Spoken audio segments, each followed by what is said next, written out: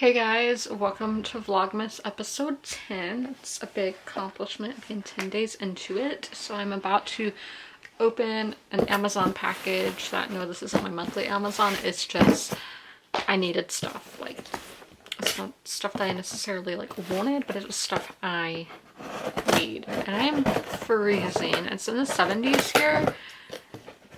But inside it's always colder than it is outside. I don't have a vent in my room. That's a long story, but okay. I was like, what is this on top? The first thing on top is kind of a dumb Christmas present that somebody asked for, so I'm not gonna show that. Then, okay, this was a part of my Cyber Monday. This is eye relaxation for your eyes, soothing eye massager on acupoints, heating function, music, and Bluetooth. I got this for Cyber Monday or whatever I said. Then I thought my headphones were messing up. Like, I plugged them in and it just kept taking pictures on my phone, or it would be vibrating. My phone would be vibrating, so I thought they were messed up. I haven't had any problems since Monday, but I went ahead and bought some new ones just in case, these Apple ones. And then this is some gum, because I heard that that X word that I don't know how to pronounce, gum, is really good for your gums. Now, I've never been a hard gum kind of person. I just haven't, so I hope that it kind of melts in your mouth and gets gummy from that. But this is the kind that I was recommended by other people who have gum disease, so I tried that out. And again, I've been cutting out sugar, not completely, but just using less sugar, mainly in my drinks. I don't really eat that much sugar as it is, so it's mainly my drinks where I'm cutting it out. But sugar cookies murder my gums. It hurts so bad. Like, I was on the verge of crying. I didn't cry, but I thought I was. So I found this cookie mix that, oh my gosh, I love the way that feels. This is basically a sugar-free sugar cookie mix. So this is using this kind of stuff that comes from Mongolia. Was it Mongolia? I don't know. It just is the highlands of Asia that monks would use. It's called Licantu monk fruit sweetener. So you use almond milk and melted. I don't want to buy almond milk. Can I put regular milk in this and yeah, and see what happens? Because I don't own coconut. I do own coconut oil, but I own it for beauty stuff and not for cooking. So I don't know, would it taste bad if I mixed it with other things? I'm not sure about this, because sugar cookies are basically the only kind of cookies that I would eat, but now since they are causing me pain, I can't eat them, so there's really no cookies that I can eat, which is very sad until I get my gums under control, which has been impossible.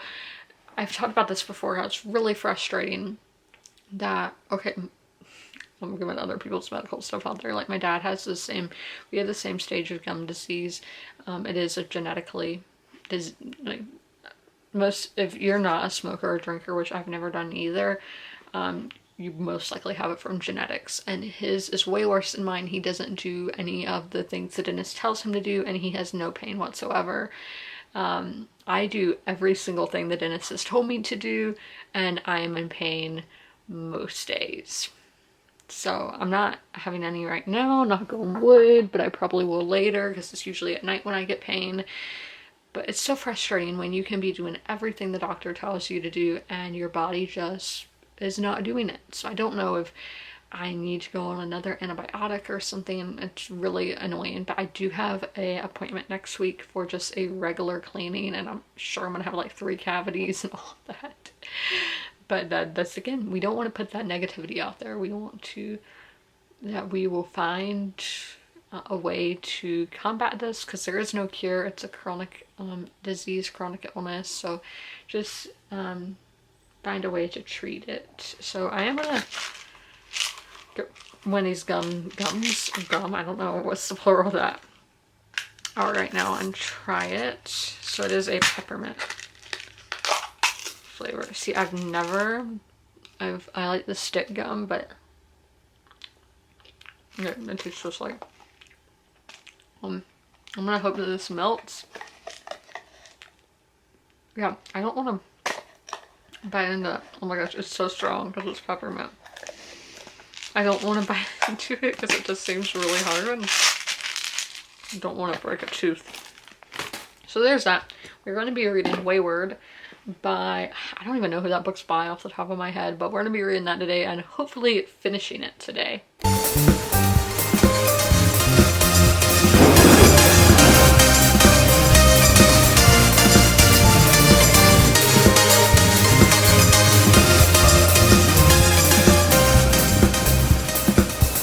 Today was a success. I finished Weyward and I'm giving it a 3.25. So I have enjoyed it more so than the other books that I've been reading lately for books that have been nominated for awards this year. But it was an alright book. It wasn't great, but it was good. I really am unsure if I'm going to unhaul it or not because I feel like on a reread I could enjoy this more, and I do think this, because this was a debut novel, and I do think this is an author that as she writes more, I might like more. But let's go into the cop-out system and talk about what I liked and didn't like. So we're going to start with characters. The characters I gave a 3-star. We're going to talk about each one of the main point of views that we get. We have Alva, who was my favorite point of view personally. She was in 1618 being accused of witchcraft. I did just find her story really intriguing. I can only think of one other book where I've read about a character in, that's not really medieval times. I don't know what to call that time. Yeah, we had Queen Anne on the throne, so I don't know what to call it. But like 1600s, 1700s, because in another book, I don't want to say a character got accused of witchcraft in a book that takes place in the 1700s.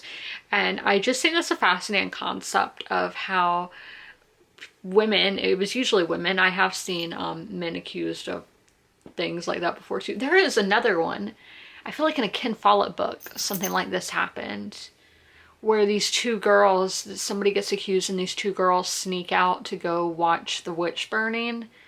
Or was this on something else? Do y'all know what I'm talking about? I don't know where I got that from. But they,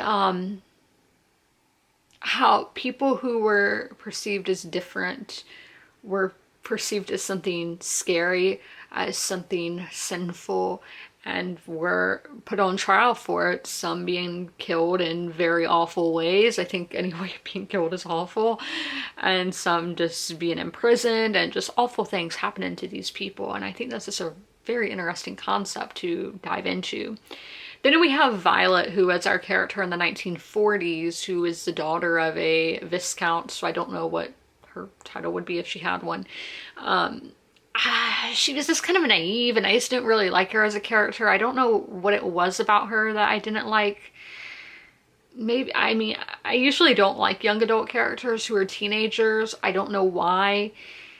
She felt naive and very young for her age, and I just didn't think she was that well written. And then we have Kate, who I was alright with Kate. Kate was a fine character. I didn't love her. It was just a very typical plot line for her and didn't really bring anything new to the table. Atmosphere was my favorite part. I am giving that a 4. I loved it. That could possibly be moved up to a 5, to be honest. Atmosphere. We talk about witch books and you often think of fall. Like Price Guide to the Occult is the perfect October book. This one was a March book by Book of the Month, but this gives such spring witchy vibes. So this would be perfect for March.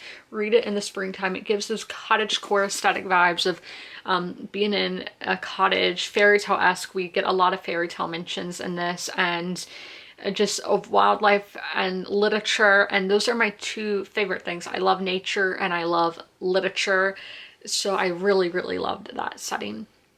Now the writing, there were a lot of beautiful bits of prose, very lyrical and flowery, which is fitting for the atmosphere of the book. Yeah, very reminiscent of other books that are mentioned, like Jane Austen and the Grimm brothers, all of the fairy tale-esque, but it was slow at times. I don't know if maybe that was more, it was more so the characters I didn't connect with, especially Violet's chapters, where I felt like it was moving slow and I just saw it needed to be sped up a little more. And then plot, I got bored with the plot at times. On paper, this sounds like it's a great idea of having all these three women connected through this one cottage, and they're all a part of a bloodline. That seems like something I would want to write. But I don't know, it just didn't execute properly on page. Maybe just the character work needed to be better for that.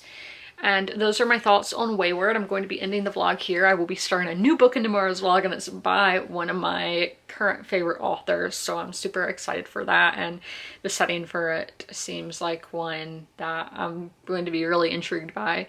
So if you know what kind of setting and time period I am interested in right now, then that's a hint for you. But I hope you guys enjoyed this video. As always, comment, rate, and subscribe. And don't forget to ring that notification bell to be notified when all my videos go live. And if you made it through this whole video, leave a bug.